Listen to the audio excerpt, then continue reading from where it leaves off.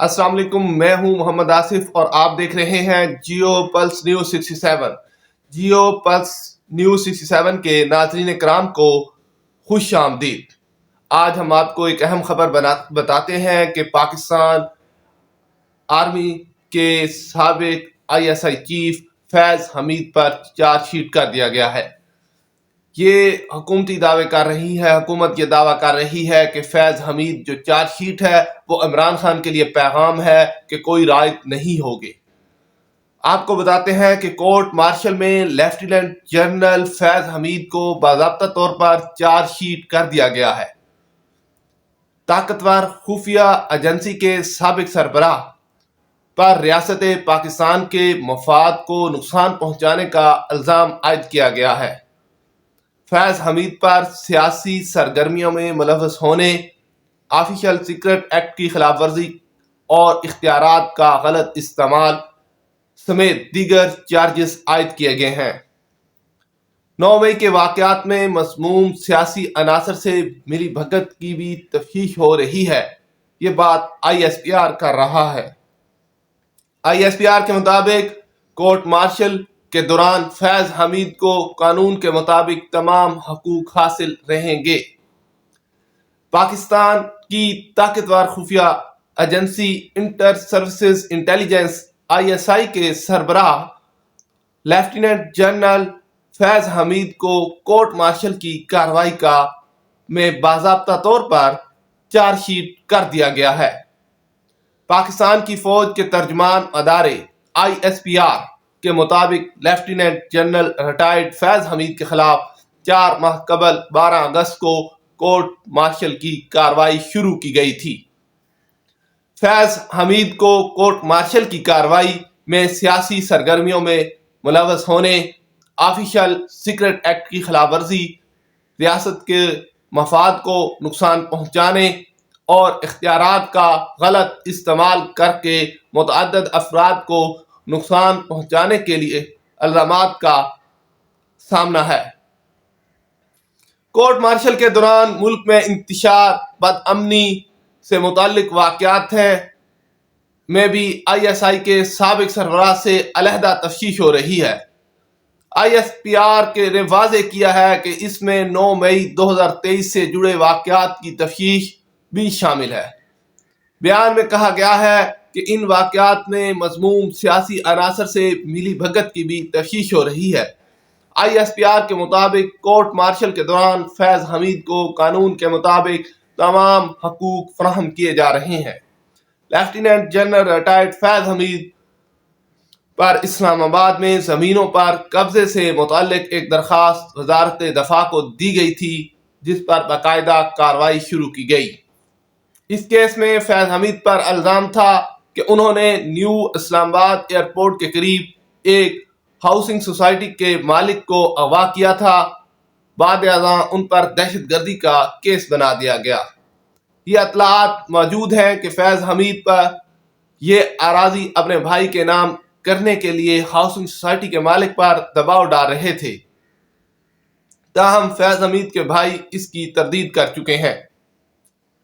اسلام آباد کی top city housing society کے مالک کنور معیز نے 2 نومبر 2023 میں سپریم کورٹ میں ایک درخواست دائر کی تھی، جس میں الزام لگایا تھا کہ مئی 2017 میں جنرل فیض حمید کی اما پر ٹاپ سٹی کے دفتر ان کی رہائش پر ISI کے اہلکاروں نے چھاپا مارا تھا۔ فیض حمید اب 9 مئی 2023 کے دن فوجی تنصیبات پر مبینہ حملوں اور تشدد واقعات میں ملوث کی تفتیش بھی ہو رہی ہے۔ ISI کے سابق سربراہ نے میاں علی اشفاق کو اپنا وکیل مقرر کر دیا ہے۔ میاں علی اشفاق ایڈوکیٹ نے وائس آف امریکہ اور دیگر صحافی تنظیموں سے گفتگو کرتے ہوئے اس بات کی تصدیق کی ہے کہ لیفٹیننٹ جنرل ریٹائرڈ فیض حمید نے ان کو اپنا وکیل نامزد کیا ہے۔ 9 مئی کے واقعات میں ملوث ہونے کے الزام میں PTI کے 100 سے زائد کارکنوں کے خلاف فوجی عدالتوں میں مقدمات کی سماعت شروع کی گئی تھی، جو اب زیر التوا ہے۔ اڈیالہ جیل میں قید سابق وزیر اعظم عمران خان ان تمام الزامات سے انکار کرتے رہے ہیں کہ پی ٹی آئی نے 9 مئی کو فوجی تنصیبات پر منظم حملے کیے، تاہم فوج اور حکومت کی جانب سے تحریک انصاف پر ان واقعات کی منصوبہ بندی اور حملوں کا بالواسطہ یا براہ راست الزام عائد کیا جاتا ہے۔ 9 مئی کے واقعات کے بعد پی ٹی آئی کے کئی رہنما اور کارکن گرفتار ہوئے اور کئی رہنماؤں نے پارٹی سے علیحدگی بھی اختیار کی۔ آپ کو بتاتے چلیں کہ اگست میں پاکستان کی فوج نے آئی ایس آئی کے سابق سربراہ لیفٹیننٹ جنرل ریٹائرڈ فیض حمید کو تحویل میں لے کر ان کے خلاف کورٹ مارشل کی کارروائی شروع کرنے کا اعلان کیا تھا۔ فوج کے اس اعلان کے ایک ہفتے بعد عدالت میں پیشی کے موقع پر پاکستان کے سابق وزیر اعظم عمران خان نے دعویٰ کیا تھا، جنرل فیض حمید کا سارا ڈرامہ مجھے فوجی عدالت لے جانے کے لیے کیا جا رہا ہے۔ فیض حمید کو میرے خلاف وعدہ معاف گواہ بنانے کی کوشش کی جا رہی ہے۔ بعد ازاں فوج نے اگست میں ہی فیض حمید کے خلاف کورٹ مارشل کی کارروائی کے دوران مزید 3 سابق فوجی افسران کو تحویل میں لینے کا اعلان کیا تھا۔ اس وقت آئی ایس پی آر نے کہا تھا 3 ریٹائرڈ افسران کو فوج کے نظم و ضبط کی خلاف ورزی پر حراست میں لیا گیا ہے۔ مقامی میڈیا نے بتایا تھا کہ حراست میں لیے گئے افراد میں چکوال سے تعلق رکھنے والے بریگیڈیئر نعیم اور بریگیڈیئر غفار سمیت کرنل ریٹائرڈ عاصم شامل ہیں، تاہم اس کے بعد مزید تفصیلات سامنے نہیں آئی تھی۔ ماضی میں لیفٹیننٹ جنرل ریٹائرڈ فیض حمید کا نام 2017 میں Tehreek Labbaik Pakistan T L P کی فیض آباد دھرنے کے دوران سامنے آیا، جس میں انہوں نے ضامن کا کردار ادا کیا تھا، تاہم پاکستان تحریک انصاف کے دور میں ان کی سیاست میں مبینہ مداخلت اور پی ٹی آئی کے ساتھ قربتوں کا چرچا رہا۔ ہائی کورٹ کے جج جسٹس شوکت عزیز صدیقی کی طرف سے فیض حمید کا نام لے کر عدالت پر دباؤ ڈالنے، پاناما کیس میں ججز کو کنٹرول کرنے یا پھر وزیر اعظم ہاؤس میں وزیر اعظم کی گفتگو ریکارڈ کرنے کا الزام، ہر معاملے میں فیض حمید کا نام سامنے آتا رہا ہے۔ پاکستان مسلم لیگ نون اور پیپل پارٹی سمیت پی ٹی آئی مخالف دیگر سیاسی جماعتوں کی رہنما کئی مواقع پر لیفٹیننٹ جنرل فیض حمید پر پی ٹی آئی کی حمایت کا الزام عائد کرتے ہیں۔ ان جماعتوں کا یہ الزام رہا ہے کہ 2018 کے انتخابات میں جنرل فیض حمید اور سابق army chief general Qamar Javed Bajwa نے تحریک انصاف کے اقتدار میں آنے کی راہ ہموار کی۔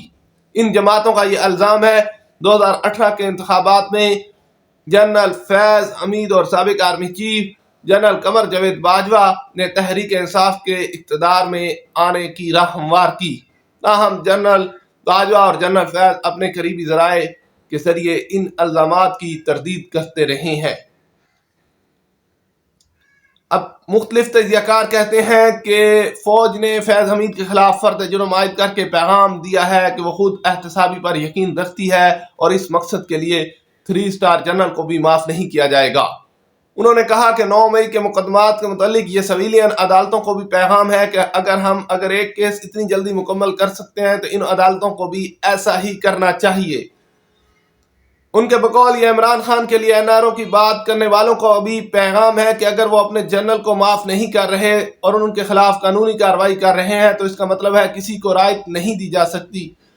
مزید بھی تجزیہ نگاروں کا یہ کہنا ہے کہ اب سنجیدہ مرحلہ آ گیا ہے، اب یہ یہاں معاملہ نہیں رکے گا بلکہ ان کے ساتھ کئی لوگ اور بھی شامل ہوں گے۔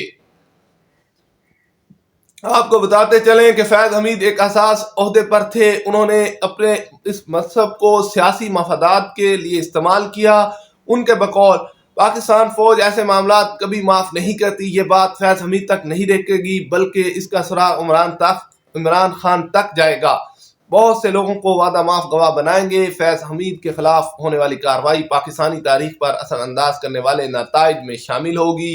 انہوں نے 9 مئی کے واقعات سے متعلق کہا، پاکستان کی سیاسی جماعتوں میں اتنی اہلیت نہیں کہ وہ ایک ہی وقت میں ملک بھر میں فوجی تنصیبات پر ایک ہی وقت میں حملوں کا منصوبہ بنا سکیں۔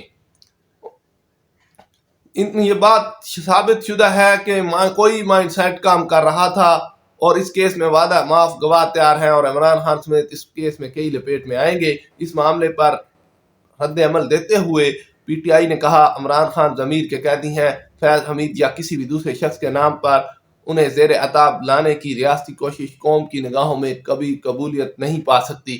پی ٹی آئی ترجمان کا کہنا ہے فیض حمید افواج پاکستان کا اندرونی معاملہ ہے.